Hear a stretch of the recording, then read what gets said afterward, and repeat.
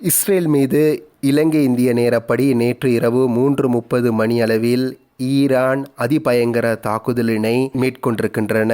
இந்த பதிவிலே முக்கியமான இந்த விடயங்கள் தொடர்பாகவே நாங்கள் கொண்டு வருவதற்கு தயாராக இருக்கின்றோம்.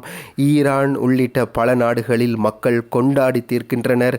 இஸ்ரேலுக்கு ஏற்பட்டுள்ள பாரிய சேதம், அமெரிக்காவின் கருத்துகள், இது தொடர்பில் தற்பொழுது வரை இடம்பெற்றிருக்கின்ற பதிவுகளை சுருக்கமாக தருவதற்கு நாங்கள் தயாராக இருக்கின்றோம். முதலிலே இஸ்ரேலுக்குள் எவ்வாறான விடயங்கள் இடம்பெற்றிருக்கின்றன என்பது தொடர்பில் பார்க்கலாம். இலங்கை இந்திய நேரப்படி 3:30 மணி அளவிலிருந்து 5:30 மணிக்கு இடைப்பட்ட நேரத்துக்குள் இஸ்ரேல் மீது இந்த தாக்குதல் நடத்தப்பட்டிருக்கின்றன. அதாவது சுமார் 2 மணித்தியாலங்கள் குண்டு மழை பொழிந்திருக்கின்றது ஈரான் இஸ்ரேல் மீது. இதற்கு 185 சூசைட் ட்ரோன்கள் பயன்படுத்தப்பட்டிருக்கின்றன, 36 க்ரூஸ் மிசைல்கள் பயன்படுத்தப்பட்டிருக்கின்றன, 110 சர்ஃபஸ் டு சர்ஃபஸ் மிசைல் பயன்படுத்தப்பட்டிருப்பதாக ஈரான் தரப்பு உத்தியோகபூர்வமாக அறிவித்திருக்கின்றன. இந்த தாக்குதலில் மிகப்பெரிய இழப்பினை தற்பொழுது இஸ்ரேல் சந்தித்திருக்கின்றன. இழப்பல்ல, வரலாறு காணாத தாக்குதலினை இஸ்ரேல் சந்தித்திருக்கிறது என்பதுதான் உண்மையான ஒரு விடயம். இந்த தாக்குதல் யாரெல்லாம் இடைமறுத்திருக்கின்றார்கள், இந்த தாக்குதல் நடைபெறுகின்ற பொழுது என்பது தொடர்பில் நாங்கள் தற்பொழுது பார்க்கலாம். அதிலே அமெரிக்கா, UK போர் விமானங்கள், பிரான்ஸ் முடிந்த அளவு முயற்சிகளை செய்துள்ளார்கள் என்று சொல்லலாம். அவ்வாறு தான் குறிப்பிட முடியும். ஏனென்றால் அவர்கள் பயன்படுத்தப்பட்டிருக்கின்றதை ஏன்றளவு முயற்சியை மேற்கொண்டிருக்கின்றார்கள். அயன்டோமினாலும் ஏன்றளவு முயற்சிகள் மேற்கொள்ளப்பட்டிருக்கின்றன. ஆனாலும் அதையும் மிஞ்சி இந்த தாக்குதல் இடம்பெற்றிருக்கின்றன. இதன் மூலம் விளங்குகின்றது ஈரானுடைய பலம் என்னவென்பது தொடர்பாக. இதற்கிடையில் தாக்குதல் நடத்தப்படுகின்ற நேரம் யெமினி ஹவுதிகள், லெபனானில் இருந்த ஹிஸ்புல்லாக்கள், சிரியாவில் இருந்த சில அமைப்புகளும் தாக்குதல் நடத்தியுள்ளார்கள் என்பது குறிப்பிடத்தக்கது. இந்த கிடையில் இந்த தாக்குதல் நிறைவுக்கு முன்னர் கோல்டன் ஹேட்ஸ் பகுதியிலே சிரியாவின் கட்டுப்பாட்டில் இருக்கின்ற பகுதி, இந்த பகுதிக்குள் இருந்து இஸ்ரேலுக்குள் திடீரென மீண்டும் தாக்குதல் நடத்தப்பட்டிருக்கின்றன. 30 ட்ரோன்கள் இதிலே பயன்படுத்தப்பட்டிருக்கின்றன. இதெல்லாம் பார்க்கின்ற பொழுது திட்டமிடப்பட்ட தாக்குதல் போன்றுதான் பார்க்கப்படுகின்றது. இது ஈரான் ஒரு வெற்றிகரமான ஒரு தாக்குதலை நடத்தியிருக்கின்றன.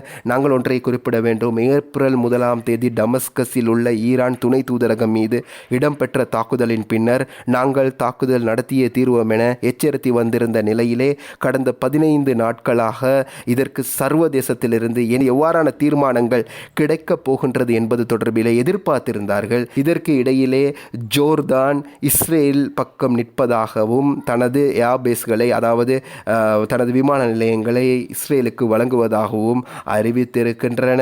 இதற்கிடையில் இந்த தாக்குதல் நடைபெறுகின்ற பொழுது ஜோர்தான் பகுதியிலே ஒரு ட்ரோன் விழுந்ததிலே 3 பேர் உயிரிழந்திருப்பதாக தகவல்கள் தெரிவிக்கின்றன.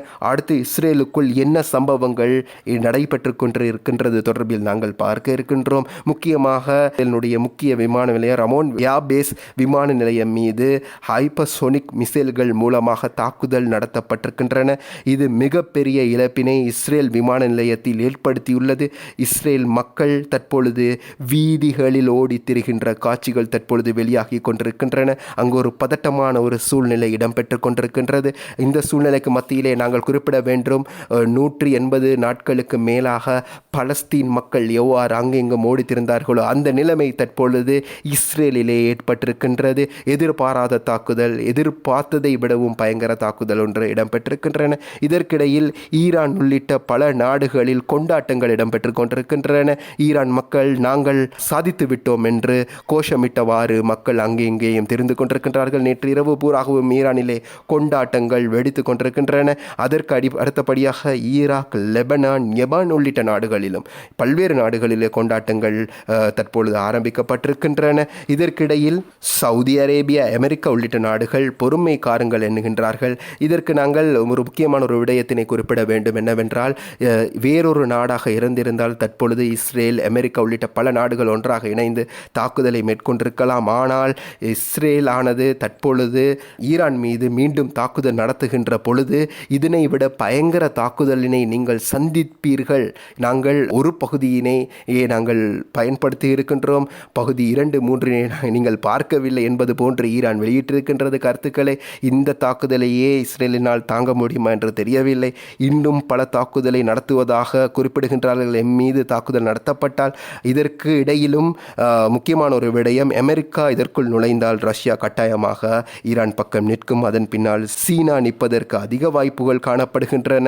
அடுத்த பக்கம் யூகே, பிரான்ஸ், அமெரிக்கா போன்ற நாடுகள் நிற்பதற்கு வாய்ப்புகள் இருக்கின்றன. மூன்றாம் உலக மகா யுத்தம் வரையில் செல்வதற்கான வாய்ப்புகளும் படும் என்பது போன்ற தகவல்கள் சர்வதேசம் தெரிவித்துக் கொண்டிருக்கின்றன.